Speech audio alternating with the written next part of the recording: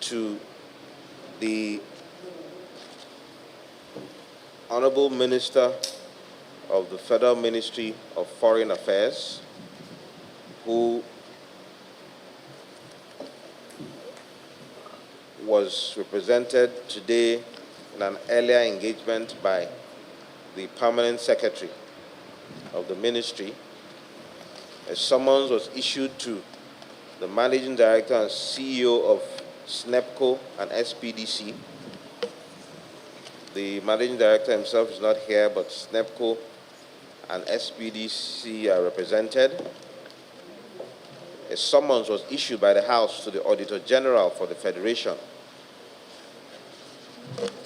who we will wait until the end of this hearing about whether or not he will appear before the committee. A summons was issued by the House to the Central Bank Governor because of their lack of appearance and responses to critical issues that were requested for by the committee. A summons was issued to the Accountant General of the Federation to appear before the committee. A summons was issued to the Managing Director and CEO of GSCL Consulting Services Limited and Biz Plus Consulting Services Limited with regards to the payment by the Central Bank of 16.25 billion naira to each of these companies, Biz Plus Consulting and GSCL, on the same day in two different accounts in November 2018 without any record as to why such payments were made. In our last engagement with the Attorney General, he too claimed ignorance of this payment. So it is important for the CBN governor to explain to Nigerians why 16.25 billion was paid to two companies, and from the account statements produced by the bank, these monies were withdrawn within a period of less than 6 months.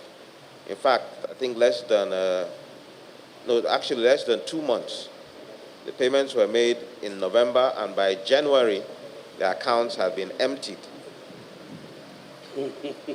So it is important that Biz Plus and GSCL realize the committee is waiting for their appearance. Otherwise, as is within the power of the House, even though we have a few days to exit for the new House to take over, we can still issue a warrant of arrest, a bench warrant, to compel the attendance of Biz Plus and GSCL and the Governor of the Central Bank to appear to explain why 32.5 billion was paid to two companies on the same day, and these monies were withdrawn in less than 2 months without any record of the engagement by the federal government for any services that were provided.